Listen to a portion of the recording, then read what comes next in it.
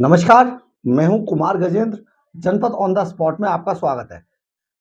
अब हम चुनावी नतीजे जिस तरीके से आए हैं, उसमें सबसे शर्मनाक दिल्ली के मुख्यमंत्री अरविंद केजरीवाल के लिए रहा है, क्योंकि जिस मध्य प्रदेश में चुनावी रैलियों को संबोधित करने, चुनावी सभाओं को संबोधित करने की बात कहकर अरविंद केजरीवाल दिल्ली से ईडी के सम्मन के बावजूद भागकर गए थे, वही मध्य प्रदेश में कहीं केजरीवाल दिखाई नहीं दे रहे हैं। और केजरीवाल दिखाई नहीं दे रहे हैं पूरे राजनीतिक पटल पर, जो अपने आप को बहुत बड़ा चाणक्य मान चुके थे, वो चाणक्यगिरी उनकी धरी की धरी रह गई है और वो बुरी तरीके से फ्लॉप शो साबित हुए हैं मध्य प्रदेश के अंदर। इसके अलावा मध्य प्रदेश में जो बुजुर्गों की कांग्रेस थी, कमलनाथ, आप जानते हैं ना कमलनाथ साहब, कमलनाथ जैसे लोग, इसके अलावा जो राजा साहब थे, वो सब की राजनीति बुरी तरीके से फ्लॉप हो गई है।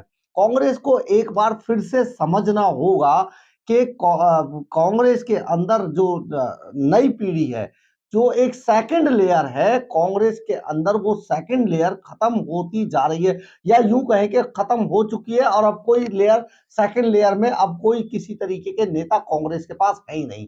लेकिन कांग्रेस में जो जो जो जनता है, जनता जनार्दन बूढ़े बुजुर्ग नेताओं को एक तरीके से विदा कर चुकी है। अब वो दिग्विजय सिंह और कमलनाथ जैसे नेताओं को देखना नहीं चाहती है। यही कारण है कि कांग्रेस से निकाले गए या कांग्रेस को छोड़कर गए आज ज्योतिरादित्य सिंधिया बहुत अच्छी पोजीशन में है। और जहां तक सूत्र बताते हैं या जिस तरीके की उनकी बॉडी लैंग्वेज है, जिस तरीके से वो आज बहुत ज्यादा जो मध्य प्रदेश के जो मुख्यमंत्री शिवराज सिंह थे उनके बराबर में बैठे नजर आए, इससे बहुत साफ जाहिर हो रहा है कि हो सकता है भारतीय जनता पार्टी अगला मुख्यमंत्री दिग्विजय सॉरी ज्योतिरादित्य सिंधिया को बना दे। हालांकि ऐसा होता नहीं है, लेकिन नरेंद्र मोदी के बारे में कहा जाता है कि मोदी है तो मुमकिन है। तो ये जो सारी चीजें हैं मध्य प्रदेश के अंदर कांग्रेस के लिए, बीजेपी की कमान संभालने के बाद जो ज्योतिरादित्य सिंधिया ने बहुत मेहनत की समझा जा रहा है, क्योंकि राजघराने से संबंधित है, उनकी बहुत रिस्पेक्ट है, उनके फादर की बहुत रिस्पेक्ट है, उस पूरे परिवार को बहुत मानती है मध्य प्रदेश की जनता। और ये सारी चीजें जब मध्य प्रदेश में खुद ज्योतिरादित्य सिंधिया बीजेपी का झंडा लेकर उतरे, तो मध्य प्रदेश के लोगों ने कई राज्यों में कई जगह पर बहुत अच्छा रिस्पांस दिया बीजेपी को। और उसी का कारण है कि बीजेपी आज मध्य प्रदेश में बहुत अच्छी पोजीशन में है। कुल सीटें 230 थी मध्य प्रदेश के अंदर, जिनमें से बीजेपी ने सुपड़ा साफ करते हुए 164 सीटें जीत ली हैं। 164 सीटों का आंकड़ा अब बीजेपी के पास है। हालांकि अभी ये रुझान है और कांग्रेस मात्र 64 सीटों पर सिमट कर रह गई है। अदर्स के पास, अदर्स की झोली झोली में 2 सीटें ही आ रही हैं। ये अभी रुझान है, लेकिन यही रुझान अब मजबूती से खड़े हैं, क्योंकि अब अंतिम दौर चल रहा है काउंटिंग का। तो ये सारी चीजें जिस तरीके से आप समझिए, कांग्रेस के अंदर जो जो नेतृत्व है, वो केवल सोनिया गांधी ने जब से इस्तीफा दिया, तब से राहुल गांधी और प्रियंका गांधी संभाले हुए हैं। लेकिन क्योंकि उनके सलाहकार नहीं हैं, उनके सलाहकार जो उन्होंने सलाहकार राहुल गांधी ने बनाए हुए हैं, वो बहुत ज्यादा कहे कि वो उनको उनको ग्राउंड लेवल की कोई नॉलेज ही नहीं है, वो जनता का मूड ही नहीं समझ पाते हैं, किसी भी तरीके से वो जनता से अपने आप को कनेक्ट नहीं कर पाते हैं, कांग्रेस को कनेक्ट होने नहीं देते हैं। तो ये सारे जो मुद्दे थे, ये सारी जो चीजें थी, कांग्रेस ने नेगलेक्ट करके जिस तरीके से वो बुजुर्ग कांग्रेसियों के सहारे चल रहे थे, उनकी बैसाखियों का सहारा ले रहे थे, उन सबको अब मध्य प्रदेश की जनता ने नकार दिया है, उनको दुत्कार दिया है। कांग्रेस का सुपड़ा साफ हो चुका है मध्य प्रदेश के अंदर, जिसमें कि वो मान रहे थे, आप समझिए कि इससे पहले जो चुनाव थे उनमें बीजेपी को खत्म कर दिया था मध्य प्रदेश की जनता ने, लेकिन बीजेपी ने तोड़फोड़ की, इंडिया को तोड़ा, उनको चांस दिया, उन्हें मंत्री बनाया बीजेपी के अंदर। और मानव सिंधिया ने बहुत जबरदस्त, बताया जाता है कि बहुत जबरदस्त कैंपेन किया, बहुत जबरदस्त, बहुत मेहनत की, उन्हीं की मेहनत का ये कमाल है। इसके अलावा बीजेपी ने जितने भी जितने भी पुराने मंत्री थे उनको उतार दिया था। विजय वर्गीस बहुत समय से वहां मेहनत कर रहे थे और इसके अलावा कई नेताओं को वहां पर लगाया गया था मध्य प्रदेश के अंदर। तो उसका परिणाम ये, आप समझिए, कांग्रेस के अंदर इतना दम नहीं है कि अपने किसी मिनिस्टर को भेज सके। आज कांग्रेस का जो हाई कमान है, जो कभी 10 जनपद, आप समझिए बहुत लंबे समय से हम लोग राजनीति पर नजर रखते हैं, जो 10 जनपद कभी दुर्ग कहलाता था, वो अब दुर्ग नहीं रह गया है। वो आम लोगों का, आम जो जो कांग्रेसी, जो चापलूस भरे कांग्रेसी हैं, उनके लिए अब वो एक अड्डा है।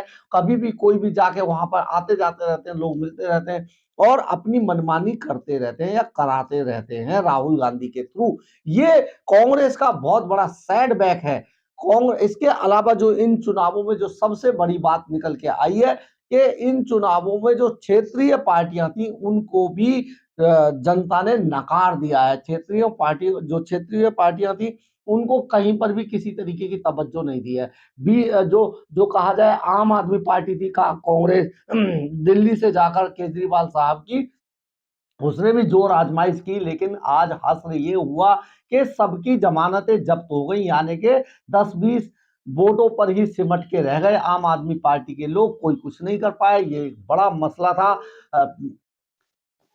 जिस तरीके से कांग्रेस के पास जो हर बार की तरह कांग्रेस में जिस तरीके से दिग्विजय पर दांव लगाया गया, जिस तरीके से कमलनाथ पर दांव लगाया गया, ये बहुत कांग्रेस को महंगा पड़ा, क्योंकि ये बहुत पुराने नेता है और अब मध्य प्रदेश की जनता इन पुराने चेहरों से ऊब चुकी थी।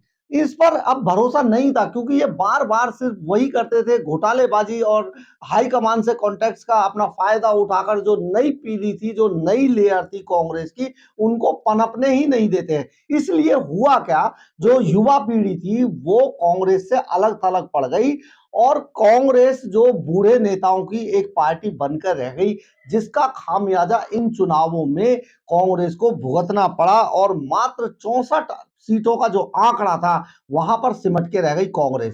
कांग्रेस के लिए बहुत बड़ा सेटबैक है मध्य प्रदेश के अंदर।